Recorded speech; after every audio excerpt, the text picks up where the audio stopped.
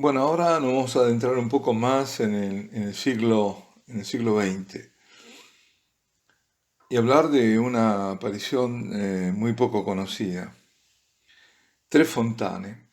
Tre Fontane, que quiere decir tres fuentes, es uno de esos casos de apariciones no aprobadas formalmente, pero con culto permitido.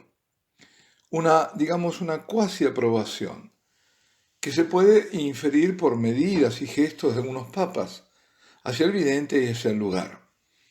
Porque hay que tener en cuenta que Tre Fontane ocurrió en Roma. Y uno de tales indicios es la benevolencia mostrada por el Papa Pío XII, reinante en el momento de las apariciones, y que 10 años antes, como lo vamos a ver, se le había advertido que en Tre Fontane habría apariciones. Un apoyo concreto vino ciertamente del encuentro que tuvo el vidente, que se llamaba Bruno Cornacchiola, con el mismo Papa Pío XII el 9 de diciembre de 1949, al final de la celebración de la llamada Cruzada de la Bondad en la Plaza de San Pedro. En esa ocasión, Bruno le confesó al Santo Padre que justo 10 años antes, en 1939, a su regreso a la Guerra Civil Española, donde él había ido como voluntario, había tenido la intención de matarlo, a lo que el Papa respondió con fino humor. Desde entonces hubo otros encuentros con el romano pontífice. Con el tiempo, la autoridad eclesiástica competente no sólo permitió el culto de la Virgen de la Revelación, que así se dio a conocer allí, sino que el Papa exhortó al vidente a tener charlas, conferencias sobre su experiencia y bendijo una estatua que representaba a la Virgen de la Revelación, la que luego fue llevada en procesión desde San Pedro hasta el santuario de Tre Fontane. Tre Fontane no está muy lejos de San Pablo Extramuros. La estatua es la misma que se encuentra ahora frente a la gruta. En 1956, Pío XII permitió la construcción de una capilla para el culto y confió su custodia a los franciscanos menores conventuales. Más tarde, el mismo vicariato de Roma comenzó la obra del arreglo general del lugar, que ahora se llama el pequeño bosque sagrado, el bosqueto, ¿no?, de la Gruta Milagrosa. En 1997, para más datos, Juan Pablo II aprueba la denominación Santa María del Tercer Milenio en Tre Fontane. Todos estos hechos pueden válidamente interpretarse como aprobación, no formal, pero sí tácita. Especialmente en los primeros tiempos, claro, hubo escepticismo, hubo dificultades, pero la iglesia nunca planteó un obstáculo. Y Bruno Cornacchiola fue invitado a menudo a hablar sobre su experiencia en varias ciudades italianas, incluso en los baluartes de sus antiguos compañeros marxistas y en el exterior. Y el Observatorio Romano, que sabemos es el órgano oficial de la Santa Sede, enumerando en uno de sus artículos los santuarios marianos más famosos, incluyó el de Tre Fontane. Todo esto para decir bueno, que hay que tenerlo en consideración y mucho. Pero ahora veamos algo muy interesante también. Las apariciones habían sido ya anunciadas 10 años antes a una mística. En 1937, Nuestra Señora había informado a la sierva de Dios, Luigina Sinapi, sobre las futuras apariciones en Tre Fontane. Ocurrió cuando Luigina se acercó a la gruta cerca de la abadía de Tre Fontane. Ahí hay una abadía cerca cisterciense, trapense. Y entrando tuvo la visión de la Virgen llorando en la gruta, ¿no? La Virgen tenía puesta su mirada abajo, miraba hacia abajo, y sorprendida Luigina observó el entorno y en un rincón encontró restos de un feto. Intuyó que eran los de un aborto, arrojados a aquel lugar oscuro, lejos de miradas indiscretas. Dolorida, Luigina, movida por la misericordia, enterró aquellos pobres huesos. Fue cuando vio que la Santísima Virgen la estaba mirando con ternura por su gesto de caridad. Y le habló. Le habló y le dijo: volveré a este lugar para convertir a un hombre que hoy lucha acerbamente contra la Iglesia de Cristo y quiere asesinar al Santo Padre. Luego le ordenó: ve ahora a San Pedro. Allí encontrarás a una religiosa que te hará conocer a su hermano, que es un cardenal. Debes llevarle el mensaje. Y concluyó diciendo: desde este lugar estableceré el trono de mi glorificación en Roma. Tendrás que decirle al cardenal que pronto será el nuevo papa. La Sinapi va en busca de la mujer, descrita por la Virgen hasta en el aspecto físico, y la encuentra en San Pedro, en la basílica. Se trata de la hermana del cardenal Eugenio Pacelli.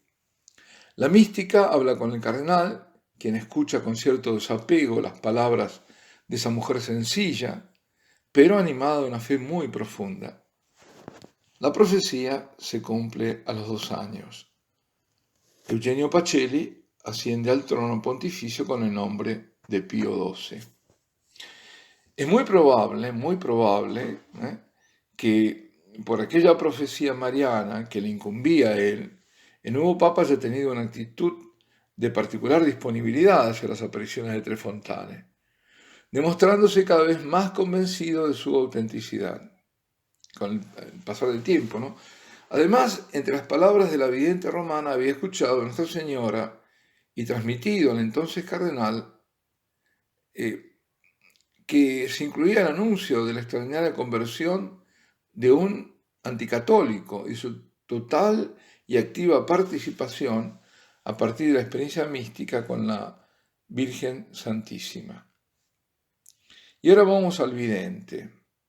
Bruno Cornacchiola nace en Roma el 9 de mayo de 1913, en el seno de una familia sumida en la miseria material y espiritual. Su padre, a menudo borracho, se lo pasa en la taberna, y su madre, que es el único sustento por causa del trabajo, no se ocupa de los hijos. Y así crece Bruno.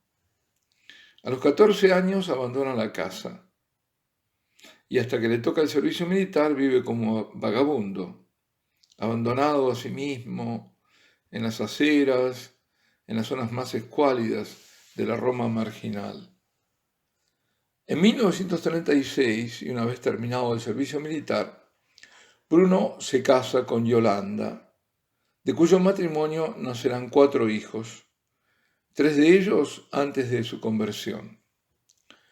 Muy joven, y poco después de casado, parte como voluntario del bando marxista en la Guerra Civil Española. En España conoce a un alemán protestante que le inculca odio al Papa y a la Iglesia Católica, tanto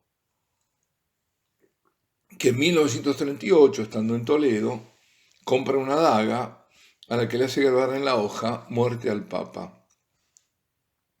Y desde entonces proyecta dar muerte al romano pontífice. Después de la Guerra Española, Bruno regresa a Roma y trabaja como controlador de tranvía. Se une a un partido de izquierdas y a los bautistas para luego pasar a los adventistas del séptimo día. Y es entre estos últimos que se destaca por su celo fanático en la guerra contra la Iglesia, la Virgen y el Papa. Yolanda, en cambio, era católica y los intentos de su esposa de convertirlo se ven todos frustrados. Consigue, eso sí, a fuerza de mucho machacar, que haga los 9 viernes, los 9 primeros viernes, ¿no?, del Sagrado Corazón. Por su parte, Bruno hace todo lo posible por apartar a su mujer del catolicismo y llega a quemarle estampas de santos y a destrozar el crucifijo de su esposa. Yolanda resiste, pero al final se ve obligada a apartarse de la iglesia y abandona los sacramentos. Y así las cosas hasta la tarde de un 12 de abril de 1947, cuando la Santísima Virgen le cambia la vida, o más bien da la vida a quien está sumido en sombras de muerte. Es el comienzo de las apariciones de Tre Fontane. A partir de entonces, Bruno pasará el resto de su existencia defendiendo la Eucaristía, la Inmaculada y el Papa, y funda una obra catequética, la Sacri, Sala Ardiente de Cristo Rey Inmortal. Viaja a distintos países como Canadá, Australia, para dar testimonio de su conversión y transmitir los mensajes que había recibido de la Santísima Virgen. Más de una vez se encuentra con Pío XII, también conoce personalmente a Juan XXIII, Pablo VI y Juan Pablo II. Bruno Cornacchiola muere el 22 de junio de 2001. ¿Imaginan qué era el 22 de junio del 2001? Pues sí, es la fiesta del Sagrado Corazón de Jesús. Y aquí vamos a detenernos para seguir luego entonces, porque esto va a ser un poco más largo de lo previsto, las apariciones y los mensajes. Alabado sea Jesucristo, sea por siempre bendito y alabado.